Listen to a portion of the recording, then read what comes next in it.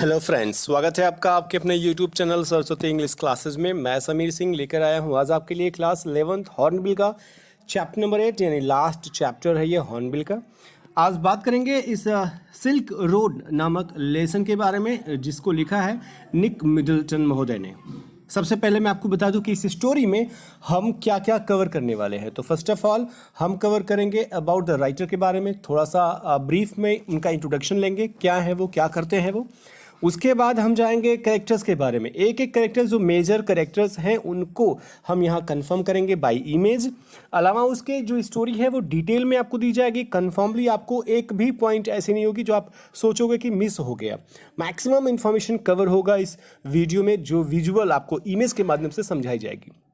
उसके बाद आपके बुक में जो क्वेश्चन है उसका सोल्यूशन दी जाएगी और कुछ एक्स्ट्रा क्वेश्चन आंसर जो लॉन्ग क्वेश्चन आंसर होंगे जो एग्जाम के पॉइंट ऑफ व्यू से बेहद इंपॉर्टेंट होंगे। तो चलते हैं पहले स्टोरी के राइटर के बारे में बात कर लेते हैं। मोबाइल को थोड़ा टिल्ट करके आप देख लीजिए इसे, ये है निक मिडलटन महोदय। इनके बारे में आप अगर देखें तो 1960 में पैदा हुए थे ये। 1950 भी कहीं कहीं 59 भी कहीं कहीं लिखा है, तो 1959 या 1960 ये कंफर्म नहीं था, तो मैंने 1960 रखा क्योंकि ये विकिपीडिया से लिया गया है। आप अगर देखें तो ये महोदय ब्रिटिश फिजिकल ज्योग्राफर थे, यानी कि ज्योग्राफर हैं। तो चूंकि ये भूगोल वेत्ता हैं, ज्योग्राफी में इनका बहुत इंटरेस्ट है, एक्सपर्ट है इसके, इसलिए ये 50 से ज़्यादा देशों में इन्होंने यात्राएं की। मोर देन 50 कंट्रीज़ की इन्होंने यात्राएं की। और इनकी जो ट्रेवलॉग है यानी कि यात्रा वृतांत, यात्रा के रिलेटेड, यात्रा से रिलेटेड जो कहानी लिखी हुई है इन्होंने, वो गोइंग टू एक्सट्रीम नामक बुक में इन्होंने लिखी हुई है। और ये टेलीविज़न में इसका प्रोग्राम भी बना था, चैनल नंबर 4 जो आपके सामने लिखा हुआ है यहाँ पे। तो बहुत सारे इनके ट्रेवलॉग को जो यात्रा वृतांत है उस पर बहुत सारे सीरियल्स बने जो बहुत फेमस भी हुए इंग्लैंड में। तो स्टोरी के बाद हम चलते हैं इस अबाउट द राइटर के बाद चलते हैं हम कुछ कंफर्म करने कि ये यात्रा जो है वो कहाँ से कहाँ होती है। तो मैं सबसे पहले आपको बता दूँ, ये है हॉर, HOR हॉर। यहाँ पर आपको मिलेगा हॉर के बाद ल्हासा, ये है डार्चन। कहीं डार्शन नहीं देखा मैंने, इसलिए मैं डार्चन बोल रहा हूँ। डार्केन भी मैंने प्रोनाउंसिएशन में इसको चेक किया तो डार्केन भी कहीं था, बट मुझे बहुत जगह ढूंढने के बाद मुझे मिला डार्चन। तो मैक्सिमम 60% से ज़्यादा जहाँ प्रोनाउंसिएशन मैंने चेकआउट किया वहाँ ये डार्चन था, इसलिए मैं इसको डार्चन बोल रहा हूँ, ठीक है। और ये है हॉर, HOR हॉर। और ये है आपका माउंट कैलाश, माउंट कैलाश, ये ल्हासा, ये काठमांडू। मैं आपको ये इसलिए मैप दिखा रहा हूँ ताकि आपको बता सकूँ कि राइटर कहाँ से कहाँ की यात्रा करता है। तो सबसे पहले राइटर जो है वो है रावू में। रावू जो है वो कुछ इस दिशा में है,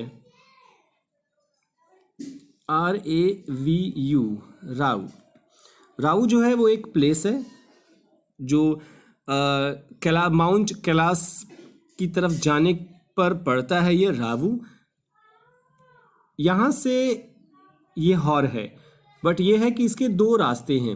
एक जो है वो चैंग, आप अगर बुक देखोगे आपको वहाँ मिलेगा CHANG, चैंग, टैंग। यहीं पर टैंग भी है, चूँकि इसमें आ नहीं रहा इसलिए मैं अलग लिख रहा हूँ। चैंग टैंग यहाँ लिख दे रहा हूँ मैं, CHANG, चैंग और टैंग। ये चैंग टैंग एक प्लाचुआ है, एक पठारी क्षेत्र है जिस तरफ से ये जाएंगे, यानी कि पहाड़ी क्षेत्र है, वहाँ रास्ते जो है वो पहाड़ों से होकर गुजरती है।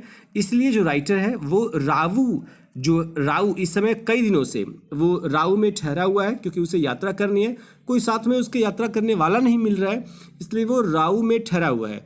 और वहाँ से वो चैंग टैंग पठारी क्षेत्र को पकड़ करके वो जाएगा हॉर की तरफ, ठीक है। फिर वहाँ से जाएगा डार्चन की तरफ और फिर वहाँ से जाएगा माउंट कैलाश, यानी कि माउंट कैलाश का कोरा करने के लिए जा रहा है ये। कोरा क्या होता है मैं आपको ये भी बता दूं। जैसे एक्चुअली कोरा जो होता है वो बुद्धिज्म, तिब्बतन वर्ड है जिसका मतलब होता है रिवॉल्यूशन। यहाँ पर चक्कर लगाने के, परिक्रमा लगाने के बारे में यहाँ बात कर रहा है। जैसे हम लोग हिंदुओं में ऐसा होता है कि परिक्रमा लगाते हैं, मैं मुस्लिमों में नहीं जानता ऐसा होता नहीं होता है, बट हिंदुओं में ऐसा होता है कि वो परिक्रमा लगाते हैं। कहीं कथा होता है, कुछ होता है तो परिक्रमा लगाते हैं।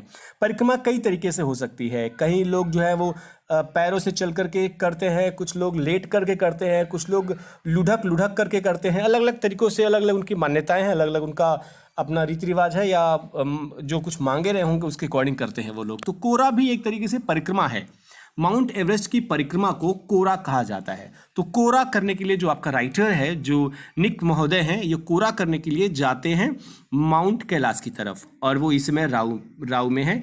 यहाँ से ये होकर के जाएंगे हॉर। तो ये है आपका मैप, आप इसको चेक कर लीजिएगा। ल्हासा क्या है, ल्हासा मैं आपको अभी बताऊंगा ल्हासा क्यों जोड़ा गया है इसमें। ये है निक मिडल्टन। अब चूंकि इनके बारे में तुमने पढ़ लिया, बट यहाँ स्टोरी में भी ये हैं, ये इनकी खुद की ऑटोबायोग्राफी है, तो इसलिए इनको यहाँ पर ये बताना जायज़ है मेरा कि ये चीज़ जो है वो कैसे है। हाँ, एक चीज़ और मैं बताना भूल गया आपको, ये सिल्क रोड। सिल्क रोड नाम क्यों पड़ा इस स्टोरी का? वो इसलिए सिल्क रोड पड़ा क्योंकि जिस रास्ते से ये जा रहे हैं हमारे राइटर, वो एंशिएंट प्राचीन समय में वो ऐसा रोड था जिस पर सिल्क की ट्रेडिंग होती थी, यानी कि ट्रेड यानी व्यवसाय होता था। घोड़ों पर या ऊँटों पर जो लोग थे पुराने समय में, वो सिल्क बेचने के लिए एशिया में आया जाया करते थे। वो चाहे चाइना की तरफ हो, चाहे तिब्बत हो, इंडिया में हो, कहीं भी, नेपाल के पास में ही है ये सब। तो ये रास्ता जो था वो ऐसा सड़क था जहाँ पर व्यावसायिक रास्ता है जिस पर सिल्क लेकर के जाया जाता था बेचने के लिए, इसलिए इसका नाम यहाँ पर सिल्क रोड पड़ा हुआ है। चलते हैं राइटर के बारे में बात करने। ये चूंकि राइटर नहीं, इसमें ये स्पीकर हैं, प्रोटेगोनिस्ट है, ये एक पात्र है इस स्टोरी के, इसलिए मैं सबसे पहले कैरेक्टर आपको कंफर्म कर दूं इस स्टोरी का। तो ये है निक मिडल्टन, के बारे में आप देख लीजिएगा, इसमें मैंने लिखा हुआ है 2-3 लाइन में, आप इसको चेक कर लीजिएगा कि निक मिडल्टन जो है वो नरेटर है स्टोरी के, और वो जर्नी यात्रा करते हैं माउंट कैलाश की। वो बहुत ही ब्रेव, करेजियस और डेयरिंग पर्सन है। ये बहुत सारे ऑब्स्टिकल्स, बहुत सारी कठिनाइयों का सामना करते हैं यात्रा के दौरान। दूसरा जो कैरेक्टर है इस स्टोरी का, इस स्टोरी की बात कर रहा हूं मैं, वो है लामो। The author Nick Middleton had gone to Tibet. ये जब तिब्बत जाते हैं कोरा करने के लिए, तो रास्ते में राऊ में ठहर जाते हैं। और ये जो लड़की है, एक्चुअली कहीं कहीं LHAMO भी लिखा है, तो आप मिसलीड मत होइएगा। लामो LHMO और LHAMO दोनों है। फिलहाल मुझे जो यहाँ मिला है वो मैंने इसको रखा है LHMO। तो जहाँ पर रावू में ठहरे हुए हैं राइटर, वहीं की ये जो हैं वो लोकेलिटी वाली लड़की हैं। जिस फैमिली में वो रुकते हैं, जहाँ पर वो रुकते हैं, उसमें ये लड़की देखिए, यहाँ पे LHMO है, यहाँ LHAMO है, तो कहीं पे मिसप्रिंट हो चुका है, बुक में आपका यही लिखा हुआ है। तो ये लड़की जो है वो उन्हीं परिवार से रिलेटेड है जिस परिवार में वो रहते हैं राइटर, जहाँ ठहरते हैं वो, जहाँ से वो यात्रा शुरू करेंगे माउंट कैलाश की। तो ये लड़की वही लड़की है जो राइटर को एक गिफ्ट करती है कुछ चीज़। वो क्या गिफ्ट करती है वो स्टोरी में कंफर्म करेंगे। ये है डेनियल महोदय, ये ट्रांसलेटर हैं। चूंकि राइटर जो है, जो निक है, उसे इंग्लिश आती है, वो ब्रिटिश राइटर है, ब्रिटिश जियोग्राफर है, तो उसको ज़्यादा पता नहीं है तिब्बतन लैंग्वेज के बारे में, तो इसलिए वो ट्रांसलेट का काम करता है। और उसको मिडल्टन ने, यानी निक मिडल्टन ने हायर किया हुआ है कि ये ट्रांसलेट करेगा, लामो जैसे लोगों से बात करवाएगा उसकी। और ये यहाँ पर आप देखें अगर, तो ये हॉर तक केवल जाएगा, यानी कि ये राइटर का साथ केवल हॉर प्लेस तक ही देगा। उसके बाद ये अपने तरीके रास्ते चले जाएगा और ये जाएगा ल्हासा की तरफ। एक्चुअली ल्हासा भी लिखा है कहीं पे, लेकिन ये ल्हासा नहीं करके बोलेंगे, ल्हासा करके बोलेंगे, ल्हासा करके बोल। तो ये ल्हासा जाएगा हॉर से। तो इसलिए राइटर जो मैंने आपको यहाँ दिखाया इस मैप में, तो वो राऊ से राइटर जो है वो हॉर जाएगा। राइटर के साथ ये भी जा रहे हैं डेनियल, लेकिन यहाँ से ये छोड़ करके इधर चले जाएंगे, ल्हासा की तरफ चले जाएंगे, और राइटर यहाँ से माउंट कैलाश की तरफ जाएगा। तो सिर्फ हॉर तक ही हायर किया गया है डेनियल महोदय को, जो इंग्लिश ट्रांसलेटर हैं, ये तिब्बतन लैंग्वेज भी जानते हैं। ये है सेटन, कहीं कहीं टेस्टन लिखा है, बट ये सेटन है। सेटन महोदय जो है ये लोकल तिब्बतन है, जिनका प्रोफेशन है विजिटर्स को दिखाना स्थानों को, जो तिब्बत के बहुत ही इंटरेस्टिंग या बहुत ही खास ऐतिहासिक जो भी प्लेसेज हैं। और ये निक मिडल्टन महोदय जो हैं, उन्होंने कैब लिया, कैब गाड़ी से वो जाएंगे माउंट कैलाश की तरफ। तो ये ड्राइवर भी हैं उस कैब के, ये कैब के मालिक भी हैं या नहीं हैं ये नहीं पता, बट कैब के ये ड्राइवर हैं, और कैब निक मिडल्टन का नहीं है। तो ये ड्राइविंग कर कर लेके जाएंगे, और ये लेकर के जाएंगे सिर्फ डार्चन तक, ये सिर्फ डार्चन तक जाएंगे। तो आपको फिर से मैं दिखा दूँ यहाँ पे कि हॉर तक जाएगा बंदा डेनियल, और डार्चन तक जाएगा बंदा अभी देखा आपने सेटन। उसके बाद राइटर को यहाँ से माउंट एवरेस्ट अकेले जाना है, या फिर वो कुछ करेगा।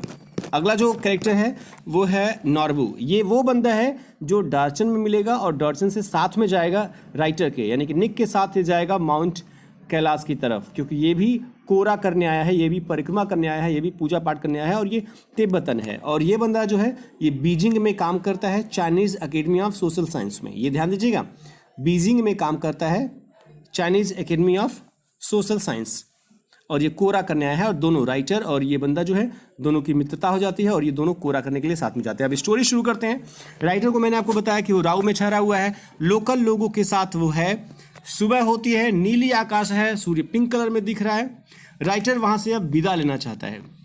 जो लामू है उसने कहा कि ठीक है मैं विदा करती हूँ, बट मैं आपको फेयरवेल प्रेजेंट यानी गिफ्ट दूंगी मैं विदाई का।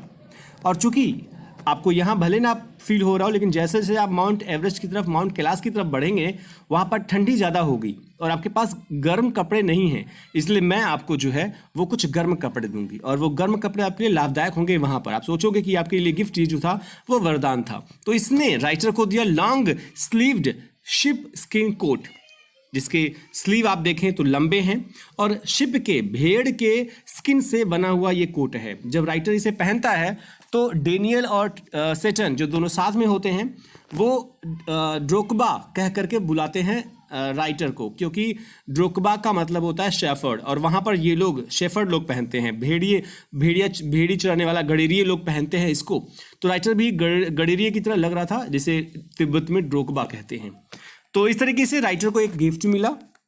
वहाँ से टेस्टन ने ये महोदय गाड़ी लेते हैं और ये कहते हैं कि सीधे हार जाना थोड़ा सा टाइम ज़्यादा लेगा, इसलिए एक काम करते हैं, हम चैंगटैंग प्लेटुआ चैंगटैंग पकड़ करके चलते हैं। वहाँ से हम चैंगटैंग छोड़ेंगे तो जल्दी से पहुँच जाएंगे हम हार की तरफ।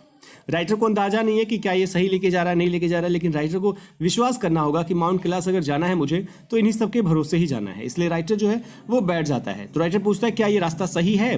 वहाँ पर जवाब देता है सेटन की हाँ ठीक है, बस स्नो ना पड़े, अगर बर्फबारी हो गई तो बड़ी परेशानी होने वाली है। रास्ते में चलते चलते राइटर को क्या क्या दिखता है वो आपको बताता है।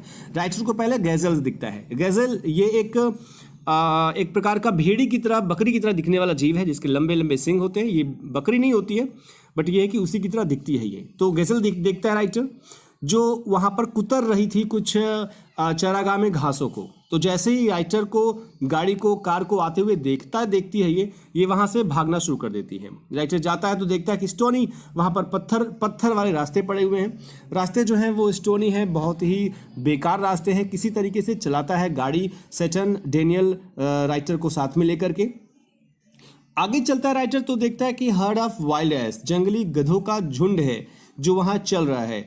राइटर को धूल दिखाई देता है। पहले दिखता नहीं है राइटर को कि वो जानवरों के कारण धूल हुआ है, लेकिन वहाँ बताता है सेटन कि ये क्यांग है, KYANG, ये क्यांग है। क्यांग को कहते हैं डस्ट, धूल, क्योंकि जो गधे हैं वो गैलपिंग कर रहे हैं, उछल कूद कर रहे हैं, भाग रहे हैं देख करके राइटर की गाड़ी को, इसलिए उस तरफ से धूल उड़ रहा है। जैसे आप यहाँ हल्का सा देख सकते हो, भागने से इनके धूल उड़ रहा था। धीरे धीरे राइटर जो है आगे बढ़ता है कार से। आगे उसे ड्रोकबा मिलते हैं, ड्रोकबाज मतलब शेफर्ड्स मिलते हैं, जो अपने भेड़ियों को लेकर के गुजर रहे होते हैं। और आगे चलता है तो आम नॉर्मल आदमी औरत मिलते हैं और वो कार को देख करके बाय बाय करते हैं। जैसे कि कभी कभी बच्चे छोटे जो होते हैं वो बाय बाय करते हैं, ट्रेन को जाते हुए, एरोप्लेन को जाते हुए, चाहे लोग देखें ना देखें, तो वो लोग भी जो है वो बाय बाय करते हैं। आगे राइटर बढ़ता है तो उसे नोमैड्स मिलते हैं, यानी कि कुछ बंजारे मिलते हैं। बंजारे जो होते हैं उनका एक अलग सा डार्क टेंट्स होता है जिसमें वो रात दिन गुजारते हैं। और इन्हीं बंजारों के पास एक बड़ा सा काला सा तिब्बतन मैस्टिफ डॉग है और ये बड़े ही खूंखार दिखते हैं। राइटर देखता है तो उसे लगता है कि ये इनके पास कैसे, ये नोमैड्स के पास, बंजारों के पास कैसे। लेकिन जैसे ही गाड़ियाँ वहाँ से नोमैड्स के क्षेत्र से गुजरती है, ये जो डॉग हैं ये पीछा करते हैं दूर तक, 100-200 मीटर दूर तक। राइटर कहता है कि मानो वो हमें अपने प्रॉपर्टी से दूर भगाना चाहते हैं। तो जब हम उनके प्रॉपर्टी से दूर चले गए तब जा कर के वो फिर से मुड़े अपने गंतव्य, अपने नोमैड्स के टेंट की तरफ। राइटर आगे बढ़ता है, स्नो कैप माउंटेन दिखता है, वैली, वाइट वैली जो है वो चमक रही है, देखता है। राइटर कहता है कि हम और ऊंचाई पर बढ़ने लगे। चढ़ान पर जैसे जैसे आगे बढ़ने लगे घुमाव बड़े खतरनाक और शार्प थे। मेरे कान पर, मेरे नाक में अब प्रभाव पड़ने लगा था, क्योंकि अब मैं अल्टीट्यूड, अब मैं ऊंचाई पर जाने लगा था। किसी तरीके से उस घुमावदार पहाड़ी क्षेत्र से गुजरते हुए आगे बढ़े हम। जो सेटन है वो कुछ दूर जाकर के कार से उतर जाता है। मुझे समझ में नहीं आता है, राइटर कहता है मुझे समझ में नहीं आता है, लेकिन वहाँ स्नो ही स्नो पड़ा था। जो अंदाज़ा लगाया जा रहा था कि अगर स्नो पड़ेगा तो परेशानी होगी, वो आखिरकार हो ही गया। किसी तरीके से सेटन नीचे उतरता है कार से और बर्फ़ को हटाना शुरू करता है, साफ़ करना शुरू करता है। राइटर देखता है कि अकेले शायद ये ना हो, इसलिए वो भी आगे बढ़ता है और डेनियल को भी आगे लेता है। तो तीनों लोग मिल करके उस बर्फ़ को रास्ते से हटाने का काम करते हैं और फिर धीरे धीरे आगे बढ़ते जाते हैं। डेनियल कहता है कि अगर थोड़ा सा भी फिसला पहिया इसका, टायर इसका, तो हम सब जो हैं वो स्लिप कर जाएंगे और हम सब खाई में चले जाएंगे। किसी तरीके से वो धीरे धीरे, इवन धूल कहीं से पड़ा हुआ मिला, उसे उठा करके उसने सड़कों पर फेंक दिया सेटन ने, ताकि स्लीपी कम हो और वो आगे बढ़ने लगे धीरे धीरे। राइटर अपने रिस्ट वॉच में देखता है तो उस समय उसे पता चलता है कि वो 5210 मीटर एबव है सी लेवल से। डेनियल कहता है कि धीरे धीरे चलो, आराम से चलो, कहीं स्लिप ना हो। फिर राइटर थोड़ी दूर के जाने के बाद देखता है तो उसे मिलता है कि वो 5400 मीटर इस समय सी लेवल के ऊपर है। सीधे जा रहा है वो, लेकिन उसका अब हेड जो है, सर जो है वो चकराने लगता है। उसे लगने लगता है कि मैं ज़्यादा ऊंचाई पर जा रहा हूँ, इसलिए चक्कर आने वाला है मुझे। इसलिए वो अपने वाटर बॉटल से पानी पीता है ताकि उसे सूद हो, आसानी, उसे थोड़ा सा रिलैक्स फील हो। धीरे धीरे राइटर जो है और ऊंचाई पर जाता है। 5515 मीटर की ऊंचाई पर राइटर इसमें पहुंच चुका है। दोपहर का समय हो चुका है, 2 बज चुका है। तीनों लोग मिल करके कुछ लंच करते हैं, हॉट नूडल्स खाते हैं। अब बज चुका है 3:40, यानी चलते चलते अब 3:40 हो चुका है। अब ये पहुंचे हैं हॉर, जो मैंने आपको बताया हॉर। अब ये हॉर पहुंच चुके हैं, चैंगटैंग के रास्ते से गुजरते हुए राऊ से ये हॉर पहुंच चुके हैं। क्योंकि अब आपको पता है कि यहाँ पर डेनियल विदा लेगा, क्योंकि हॉर तक ही उसका था सबसे समझौता। और ये बता रहा है कि हॉर जो है ये ल्हासा से कश्मीर के लिए ओल्ड ट्रेड का एक रूट था। पहले ये जो है हॉर ल्हासा से कश्मीर तक का एक ओल्ड ट्रेड रास्ता था, कश्मीर इधर से कश्मीर तक का। तो ये पहले एक व्यावसायिक रास्ता भी था। शायद वो जो डेनियल है वो कहीं इसी सिलसिले में तो ल्हासा नहीं जा रहा है। तो जो भी हो, डेनियल वहाँ से आगे बढ़ता है, ट्रक पकड़ता है, वो विदा लेता है, उसे ट्रक मिल जाती है और वो ट्रक पर बैठ करके वहाँ से चला जाता है। सेटन जो है गाड़ी को चेक करता है, उसे लगता है कि गाड़ी में कुछ समस्या है। वो गाड़ी में ऑयल चेक करता है, गाड़ी के पहियों को चेक करता है। उसे पता चलता है कि 2 पंचर हुए हैं टायर में, इसलिए वो टायर पंक्चर के शॉप पर रोक देता है। टायर इतना चिकना है, राइटर कहता है कि टायर इतना चिकना था जितना कि